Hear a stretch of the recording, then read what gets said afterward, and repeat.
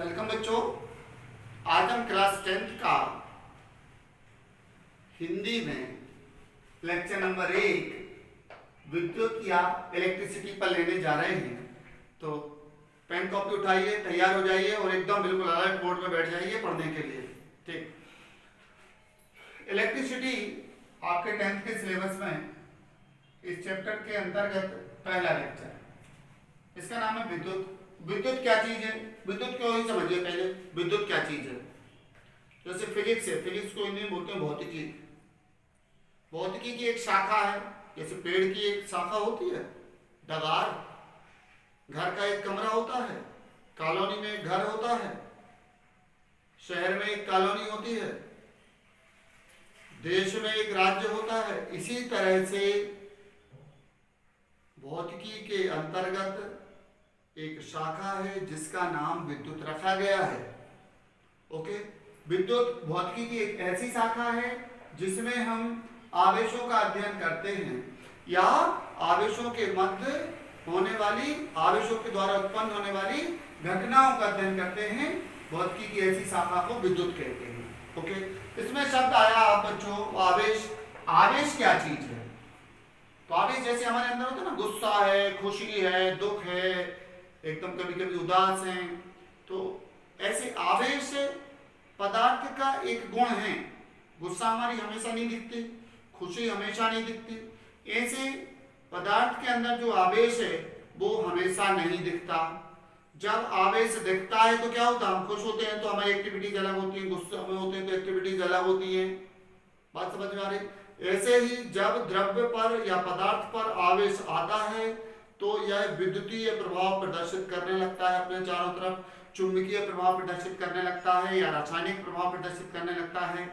तो पदार्थ का वह गुण, पदार्थ का वह अंतर्निहित गुण जिसके कारण वह विद्युतीय एवं कोई दूसरे अन्य संबंधित प्रभाव प्रदर्शित करता है, आवेश कहलाता है।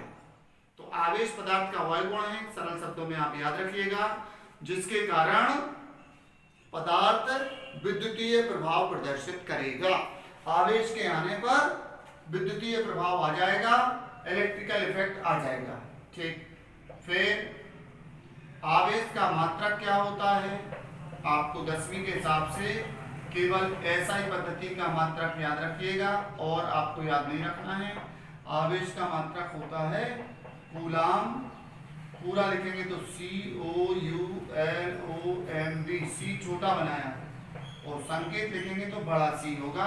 ये वैज्ञानिक के नाम पर है, इसलिए पूरा नाम तो चाहे वैज्ञानिक के नाम पर हो चाहे ना हो, स्मॉल लेटर से लिखा जाता है, लेकिन संकेत कैपिटल सी इसलिए है क्योंकि वैज्ञानिक के नाम पर है। ठीक है, ये है, इसका ऐसा ही मात्रक होता है कूलाम, आवेश का ऐसा ही मात्रक। और सामान्यतः इसको दर्शाया जाता है Q से, साधारणतः Q से दर्शाते, छोटे Q से, कभी कभी बड़े Q से भी। जैसे द्रव्यमान को M से, चाल को V से, ऐसे आवेश को Q से दर्शाते हैं। ये चलन चल गया है आवेश को Q से दर्शाने का। ठीक, फिर आवेश के प्रकार। आवेश कितने प्रकार का होता है बताएंगे आप? लिख के चलना, ये सब साथ में है ना। आवेश 2 प्रकार का होता है। कौन कौन सा? एक होता है धनावेश और एक होता है ऋणावेश। तो थोड़ा सा बोर्ड पे समझेंगे हम, धनावेश और ऋणावेश एक साथ बताते हैं दोनों।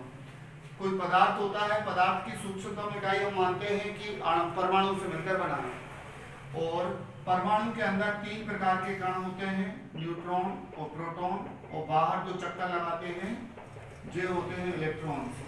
न्यूट्रॉन, प्रोटॉन और इलेक्ट्रॉन 3 प्रकार के कणों से मिलकर बनता है कोई परमाणु। ठीक, अब नेचुरली जो न्यूट्रॉन है,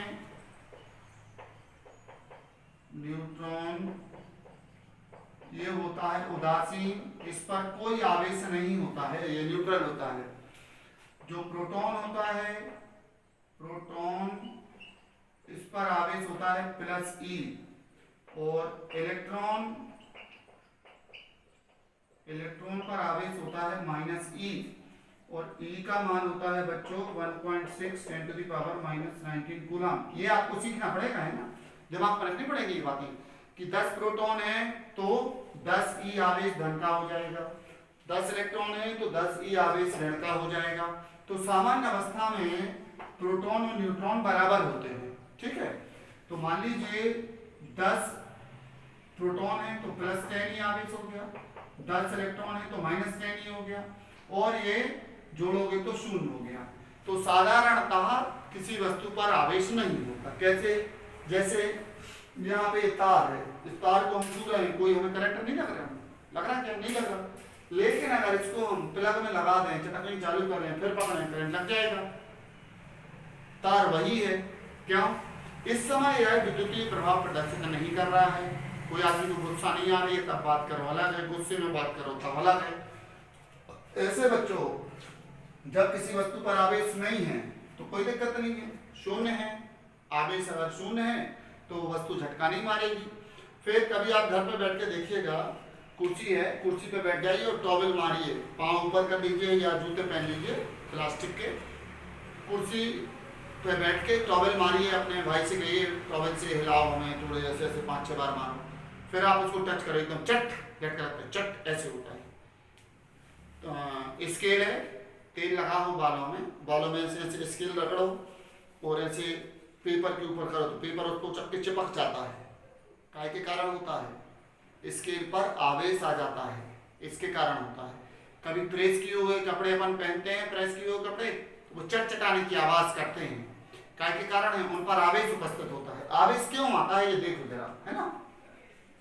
तो ये जो नाभिक है परमाणु का, इसके अंदर न्यूट्रॉन और प्रोटॉन बने रहते हैं और इलेक्ट्रॉन घूमते हैं बाहर। जब दो वस्तुओं को आपस में रगड़ा जाता है या किसी भी विधि से हम क्या करें, इलेक्ट्रॉन निकाल दें। इलेक्ट्रॉन अगर निकाल देंगे तो क्या हो जाएगा? इलेक्ट्रॉनों की संख्या कम हो जाएगी। प्रोटॉन को हम नहीं बदल पाएंगे, प्रोटॉन जितने हैं उतने ही रहेंगे।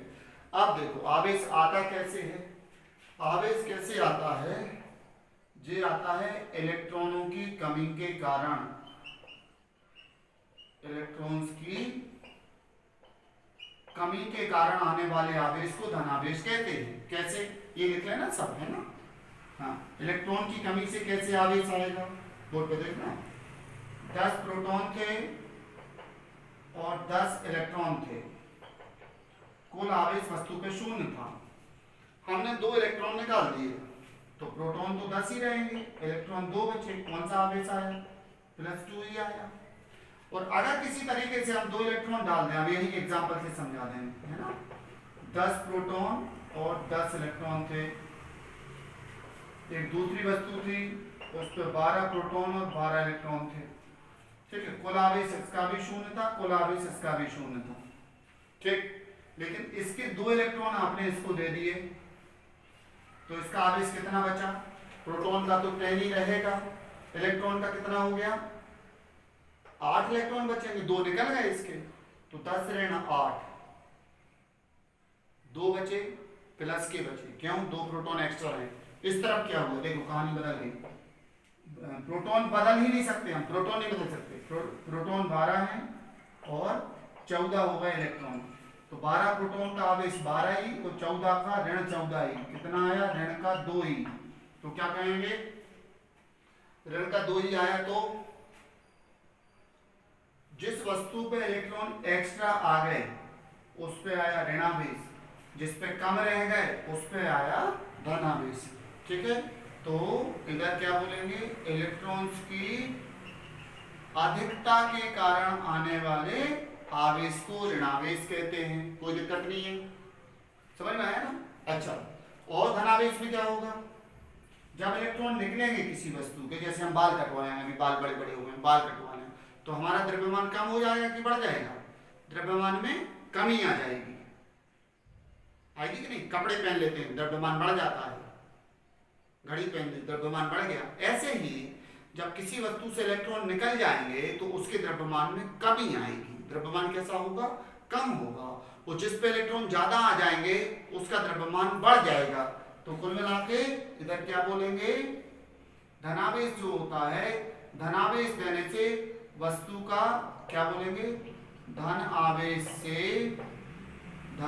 से देने से वस्तु का द्रव्यमान घटता है।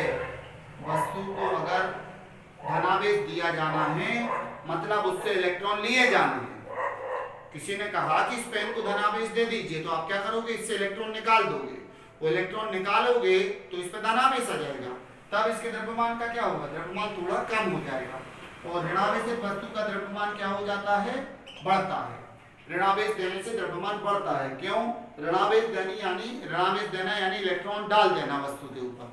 ठीक है बच्चों, तो धनावेश ऋणावेश समझ में आ गया। ठीक, अब आवेश के क्या गुण होते हैं, आज हम इस बात पे चर्चा करने वाले हैं।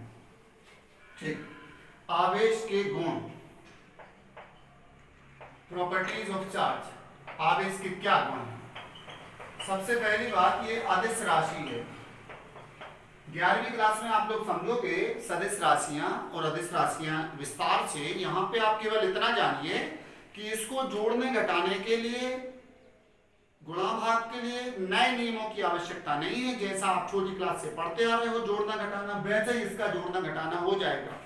इसलिए ये अदिश राशि है। और थोड़े और अच्छे से बताएं तो अदिश मतलब इसमें दिशा नहीं होती, दिशा का प्रभाव नहीं होता, ये अदिश राशि है। फिर 10वीं के हिसाब से बताएंगे, है ना। ये दो प्रकार का होता है। कैसा होता है, आवेश दो प्रकार का होता है, अभी समझा हमने, धनावेश एक ऋणावेश। धनावेश कैसे देंगे किसी वस्तु के लिए, इलेक्ट्रॉन निकाल कर। ऋणावेश कैसे देंगे, इलेक्ट्रॉन डालकर। ओके, फिर अगली बात क्या है, ये व्युत्पन्न भौतिक राशि है। ये आप 10th क्लास में थोड़ा दिक्कत होगी समझने में शायद। ऐसा ही पद्धति अभी हमने पिछली क्लास में एक बेसिक लेक्चर डाला है, हाँ कोई दिक्कत नहीं होगी, आएगा समझ में। ऐसा ही पद्धति में हमने 7 भौतिक राशियों को समझाया है जो मूल राशियां हैं। पहला लेक्चर बेसिक लेक्चर डाला था ना, उसमें क्या क्या है, लंबाई, द्रव्यमान, समय, ताप, विद्युत धारा, पदार्थ की मात्रा, ज्योति तीव्रता 7, और 2 है पूरक मूल राशियां, कोण और समतल कोण 9। इन 9 के अलावा जितने भी नाम आपको फिजिक्स में मिलेंगे सारी की सारी क्या होती हैं, वे सारी की सारी भौतिक राशियां व्युत्पन्न भौतिक राशियां होती हैं। ठीक है, तो ये समझ में आ गया पॉइंट कि व्युत्पन्न भौतिक राशि है। फिर एक इसका गुण क्या है, इस पर गति का प्रभाव नहीं पड़ता। गति का प्रभाव नहीं पड़ता आवेश पर, मतलब क्या, अगर इस पेन पे 2 कूलम आवेश है तो चलते हुए पेन पर भी 2 कूलम ही होगा, बढ़ेगा नहीं। द्रव्यमान बढ़ता है, आगे चल के आपको बताएंगे कि पेन जब गति करता है तो द्रव्यमान उसका बढ़ता है। तो आवेश कुल मिला के जितना गति में रहता है उतना ही विराम में रहता है, इस पर गति का प्रभाव नहीं पड़ता है। ठीक है, फिर बहुत इंपॉर्टेंट बात, सजातीय आवेश एक दूसरे को प्रतिकर्षित करते हैं और विजातीय आवेश एक दूसरे को आकर्षित करते हैं। कैसे, जो सजातीय आवेश हैं ये एक दूसरे को प्रतिकर्षित करते हैं, यानी एक दूसरे को धक्का मारते हैं, दूर भगाते हैं। और विजातीय आवेश जो हैं ये एक दूसरे को आकर्षित करते हैं, मतलब खींचते हैं। सजातीय यानी दोनों धन धन हो या दोनों ऋण ऋण हो, ये सजातीय है। और विजातीय यानी क्या, एक धन एक ऋण, ये विजातीय आवेश होते हैं। ठीक है बच्चों, समझ में आया। एक और इंपॉर्टेंट चीज इससे संबंधित कि यह हमेशा संरक्षित रहता है। कैसा रहता है भाई, सदैव, यह सदैव क्या होता है, संरक्षित होता है। संरक्षित माने कंजर्व, 6वां पॉइंट, मतलब इसको ना तो उत्पन्न किया जा सकता है ना ही नष्ट किया जा सकता है। वैसे तो बोलते हैं विलगित निकाय पर, लेकिन आपको बड़ी क्लास में समझाएंगे 12वीं क्लास में विलगित निकाय क्या होता है। अभी आप इतना ही समझिए कि आवेश ना तो पैदा होता है ना नष्ट होता है, माने आवेश को हम बना नहीं सकते। आवेश को एक वस्तु से दूसरी वस्तु पे ट्रांसफर कर सकते हैं, स्थानांतरित कर सकते हैं। ठीक है, ओके, समझ में आ गई बात। फिर आखिरी पॉइंट सबसे इंपॉर्टेंट, यह सदैव क्वांटीकृत होता है। क्वांटीकृत का क्या मतलब, पैकेटाइज्ड होता है, क्वांटाइज्ड होता है। मतलब क्वांटीकृत का समझिए, ध्यान से बता रहा हूं मैं। जैसे किसी क्लास में 15 बच्चे हैं, किसी दूसरे दिन 22 बच्चे हैं, किसी दिन 30 बच्चे हैं, किसी दिन 50 बच्चे हैं। ऐसा होगा किसी दिन कि 15.5 बच्चे आएंगे। किसी के 2.5 चाचा हैं 1.5 मौसी है किसी की, बताओ? अरे हो तो बताओ, नहीं है, ठीक। किसी के यहाँ 1.5 कार है, 1.5 गाड़ी है, नहीं। या तो 1 होगी या 2 होगी या 3 होगी। किसी के यहाँ 1 जूता या 3 जूता है, नहीं, जूते की जोड़ी होती है, 2 जूते मिलके ही आते हैं हमेशा। ये नहीं कहते कि आज हम 3 जूते खरीद ले आए, माने 1 जोड़ी आएंगे जूते, आधा जोड़ी जूता नहीं आएगा कभी, माने 2 जूते साथ ही में आएंगे। तो जूते लेने का जो पैकेट है वो 2 का है, ठीक। कुर्सियों की संख्या 1 की है, या तो आप मार्केट से 1 कुर्सी खरीदोगे, 2 खरीदोगे, 3 खरीदोगे। 2.5 कुर्सी लाते कभी? तुम लोगों के यहाँ आती है क्या 2.5 कुर्सी? तो बताओ, नहीं आती। कभी ऐसा होता कि हमने अभी सर आधा पंखा खरीद लिया है, आधा पंखा 10-12 दिन बाद खरीद लेंगे, नहीं होता ना, ठीक। तो ऐसी राशियां जो किसी निश्चित परिमाण के गुणज के रूप में पाई जाती हैं, क्वांटीकृत राशियां कहलाती हैं। तो इधर पे जो आवेश है वो ऐसा ही है। क्या होगा, आवेश आता कैसे है? इलेक्ट्रॉन के स्थानांतरण से। मान लो इधर से 1 इलेक्ट्रॉन निकला, 1 इलेक्ट्रॉन यहां से यहां गया, इस पे माइनस ही आ जाएगा, इस पे प्लस ही आएगा, आवेश 1 इलेक्ट्रॉन की कमी हो गई। अगर मान लो 2 इलेक्ट्रॉन निकाले आपने, तो इस पे 2 ही आएगा ऋण का, इस पे धन का 2 ही आएगा। आपने 15 निकाली तो इस पे ऋण का 15 ही आवेश आएगा, इस पे धन का 15 ही आवेश आएगा। क्या कभी संभव है कि आप 1.5 इलेक्ट्रॉन निकाल दो, आधा यही घूमता रहे और आधा इसमें आ जाए? ये संभव है कभी? ये संभव नहीं है। दिस इज नॉट पॉसिबल, ये संभव नहीं है। क्या नहीं है संभव? ये संभव नहीं है कि इलेक्ट्रॉन की संख्या दशमलव में निकाल के हम इधर से इधर कर दें, ठीक है बच्चों, समझ में आ गया? तो किसी वस्तु पर पाया जाने वाला आवेश सदैव E के पूर्ण गुणज के रूप में पाया जाता है। इधर धन ऋण लगा देते हैं। धन ऋण केवल यह बता रहा है कि इलेक्ट्रॉन निकल रहे हैं कि इलेक्ट्रॉन आ रहे हैं। ऋणावेश आएगा तो वस्तु पे इलेक्ट्रॉन बढ़ रहे हैं, धनावेश यानी इलेक्ट्रॉन घट रहे हैं। या तो आवेश आएगा ही नहीं, ठीक है, या तो वस्तु पे आवेश आएगा नहीं, 0 रहेगा, और आएगा तो या तो प्लस ही या फिर माइनस ही, ऐसा होगा। एन क्या होगा? एन होगी स्थानांतरित इलेक्ट्रॉनों की संख्या। क्या बोलेंगे? स्थानांतरित इलेक्ट्रॉनों की संख्या, ठीक है। किसी वस्तु पर कितने इलेक्ट्रॉन आए या कितने उससे गए, इसकी संख्या है एन। ओके बच्चों, समझ में आ गया? चलो बस थोड़ा सा और है ना, 2-3 मिनट और पढ़िएगा, एक सवाल और बता दें छोटा सा, बस हो गया, है ना। इंट्रोडक्शन हो गया, हमने आवेश पढ़ लिया, आवेश समझ लिया, आवेश क्या होता है। अब एक प्रश्न है, बड़ा फेमस प्रश्न है, आपकी किताबों में दिया रहता है कि 1 कूलाम आवेश में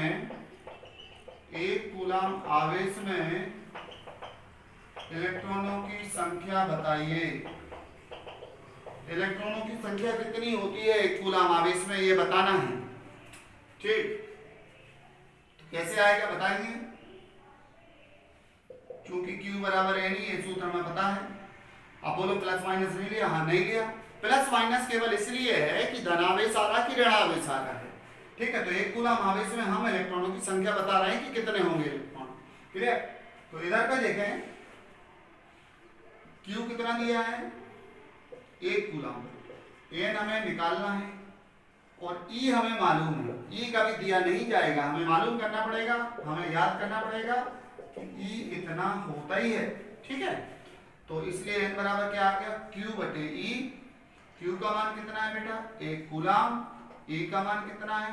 1.6 10⁻⁻19 कूलाम। कूलाम से कूलाम काट दो तो N बराबर क्या आया? 1 बटे 1.6 गुणा 10⁻⁻19। इसको ऊपर चढ़ा दो तो 10⁻19 हो गया, ठीक, धन का। अब इसको फुटकर कर दो, 10 गुणे 10⁻18। समझ में आया सबको? आया कि नहीं आया? इसको आप काट लो, 6.25 आएगा। कितना आएगा? 6.25 गुणे 10⁻18। N बराबर आया 6.25 गुणे 10⁻18। इतने सारे इलेक्ट्रॉन होते हैं 1 कूलाम आवेश में। अगर किसी वस्तु को कोई कहे 1 कूलाम धनावेश दे दीजिए, तो आप क्या करोगे? उस वस्तु से इतने इलेक्ट्रॉन निकाल के अलग कर दोगे, तो उस वस्तु पे 1 कूलाम धनावेश आ जाएगा।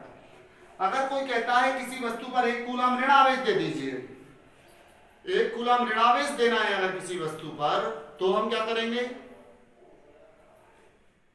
इतने ही इलेक्ट्रॉन उस वस्तु पे डाल देंगे लाके। कितने? इतनी बड़ी संख्या, ये बहुत बड़ी संख्या है। अगर 1 अरब इलेक्ट्रॉन प्रति सेकंड निकाले जाए किसी वस्तु से, कितने? 1 अरब, ध्यान से सुनना, तो लगभग 198 साल लगेंगे उस वस्तु पे 1 कूलम आवेश आने में। चक्कर खा गए? बहुत बड़ी संख्या। 1 अरब इलेक्ट्रॉन अगर किसी वस्तु से हम कह रहे हैं इसमें से 1 अरब इलेक्ट्रॉन इस पेन से निकालो, वो दिन रात निकलते रहने दोगे, बिल्कुल काम ना रुके, तो 198 साल लगेंगे लगभग। एक सवाल है, करवा देंगे आपको निकाल। ठीक, तो इतने इलेक्ट्रॉन अगर निकाल दोगे तो 1 कूलम का धनावेश आएगा और डाल दोगे तो ऋणावेश आएगा। ये कैसे आया समझाएं क्या? 10/1.6 समझे, दशमलव हटा तो ऊपर 100 आ गया, नीचे 6, नीचे 16।